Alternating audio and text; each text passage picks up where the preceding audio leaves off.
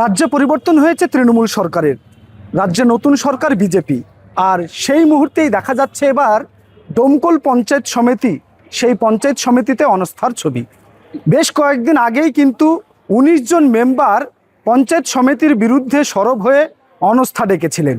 সেই মতোই কিন্তু আজ অনাস্থার যে চিঠি, সেই চিঠি অনুযায়ী প্রস্তাব দেখাতে বলেছিলেন সকল মেম্বার এবং পঞ্চায়েত সমিতিকে। পঞ্চায়েত সমিতির সভাপতি সেই অনাস্থায় কিন্তু আস্থা দেখাতে না পারায় তাকে অপসারণ করা হতে পারে বা পারছে, এমনটাই কিন্তু জানা যাচ্ছে। এবার কিন্তু পঞ্চায়েত সমিতির নতুন সভাপতি হওয়া পর্যন্ত, অর্থাৎ নতুন যে সভাপতি হবে তিনি না হওয়া পর্যন্ত পঞ্চায়েত সমিতির সভাপতির দায়িত্ব থাকতে পারে পঞ্চায়েত সমিতির সহসভাপতির হাতে, এমনটাই কিন্তু জানা গিয়েছে বিডিও সূত্রে।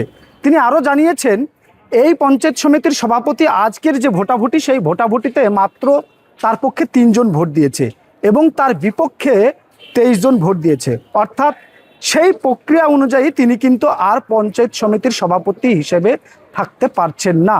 পঞ্চায়েত সমিতির সভাপতি শাহানা বিশ্বাস আর থাকছেন না, আর কিছু প্রক্রিয়া তারপরেই কিন্তু তিনি অপসারণ হবে, এমনটাই কিন্তু আপাতত জানা যাচ্ছে।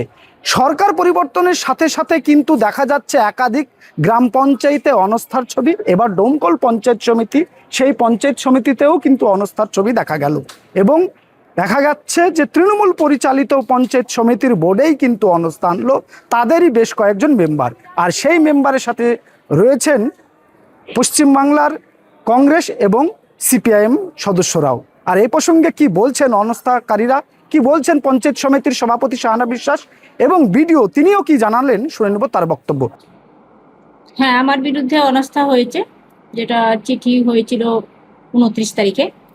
তারপর এমসিসি চলার জন্য সেটা এসডিও সাহেব তারপরে চিঠিটা ৭ তারিখ থেকে আমাদেরকে প্রোভাইড করেছেন মেম্বারদেরকে। আজকে ১৮ তারিখ ছিল ডেট, আজকে সেই অনাস্থার কর্মসূচি ছিল।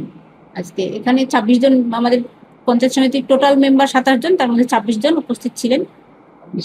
হ্যাঁ, আমি নিজেও ছিলাম।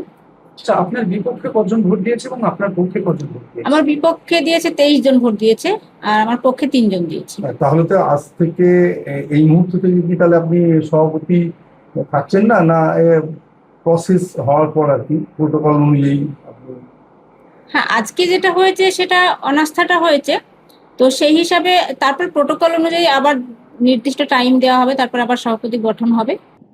দেখুন, গত 29 এপ্রিল ১৯ জন পঞ্চায়েত সমিতি, আমাদের দমকল পঞ্চায়েত সমিতির মেম্বাররা, তারা অনাস্থার একটা প্রস্তাব আমাদের এসডিও স্যারকে, যে প্রেসক্রাইব অথরিটি আছেন, তাকে ওনারা দিয়েছিলেন।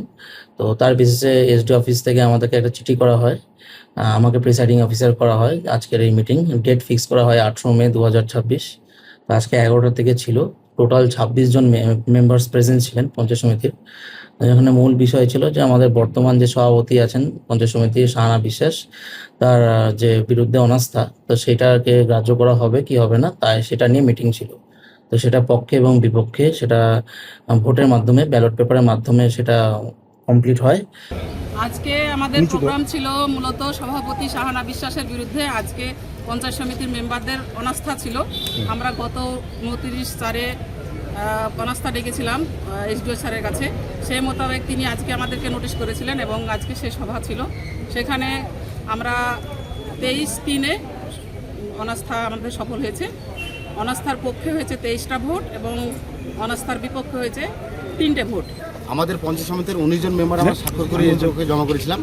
তার পরিপ্রেক্ষিতে আজকে ডেকেছিল ১৮/৫/২০২৬ এবং আমাদের মোট মেম্বার ছিল ২৭ জন, একজন অনুপস্থিত। আমরা ২৬ জন ভোট দিয়েছি।